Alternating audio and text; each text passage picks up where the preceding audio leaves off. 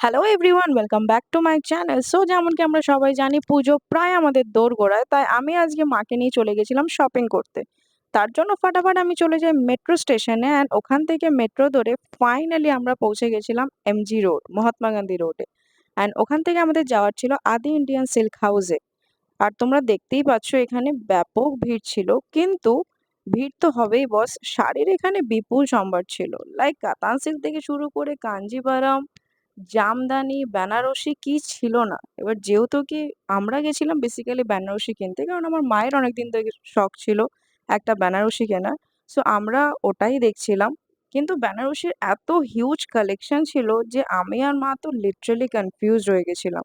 কিন্তু হ্যাঁ, একটা জিনিস বলতেই হয়, ওদের স্টাফদের বিহেভিয়ার ভীষণ ভালো ছিল। এত ভিড় ছিল, তারপরেও আমরা এতগুলো শাড়ি দেখেছি কিন্তু ওরা একবারের জন্য বিরক্ত হয়নি, কোনো খারাপ বিহেভিয়ার করেনি। তো এটার জন্য থ্যাংক ইউ সো মাচ আদি ইন্ডিয়ান সিল্ক হাউস। তো যাই হোক, শাড়ি দেখতে দেখতে ফাইনালি আমার মায়ের দুটো শাড়ি খুব চোখে লেগেছিল। তো ওই দুটো শাড়ি আমার মাকে পরিয়ে দেখছিল যে কেমন লাগছে দেখতে। তো আমার মায়ের সেকেন্ড শাড়িটা বেশ পছন্দ হয়েছে। তোমাদের কেমন লাগলো অবশ্যই জানিও। শাড়িও অবশ্য একটা আমিও নিয়েছিলাম, কিন্তু মা ওটা ভিডিও করতে ভুলে গেছে। যাই হোক, ফাইনালি আমাদের হয়ে গেছিল শপিং ডান অ্যান্ড এবার ছিল আমাদের বাড়ি ফেরার পালা। তো আমরা আবারও চলে যাই মেট্রো স্টেশনে। মেট্রো স্টেশনে ঢোকার সাথে সাথেই মেট্রো চলে এসেছিল, কিন্তু মেট্রোটাতে এত বীভৎস ভিড় ছিল যে মাকে নিয়ে ওটাতে ওঠার রিস্ক আমি নেইনি। কিন্তু তারপর আমাকে আর মাকে অনেকক্ষণ ওয়েট করতে হয় আর আমাদের খিদেও পেয়ে গেছিল। যাই হোক, ফাইনালি আমরা পৌঁছে গেছিলাম আমাদের জায়গায় অ্যান্ড পৌঁছেই আমরা দুজন চলে গেছিলাম ডিরেক্টলি খেতে। ওখানে গিয়ে আমরা অর্ডার করেছিলাম একটা বার্গার কম্বো, যেটাতে 2 পিস মোমো ছিল। আর মোমোটা বেশ গরম ছিল, কিন্তু খেতে বেশ টেস্টি ছিল। মোমোটা পুরোটাই চিকেনে ভর্তি ছিল। প্লাস তার সাথে বার্গার ছিল, পপকর্ন ছিল, চিকেন উইংসও ছিল।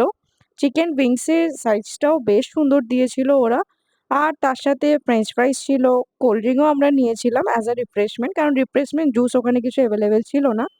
আর তার সাথে আমরা অর্ডার করেছিলাম এই ড্রাই চিলি চিকেনটা, এটাও খেতে বেশ ভালো ছিল। তো কিছু কিছু সময় বয়ফ্রেন্ড ফ্রেন্ডের থেকে সরে মায়ের সাথে টাইম স্পেন্ড করতে খারাপ লাগে না কিন্তু।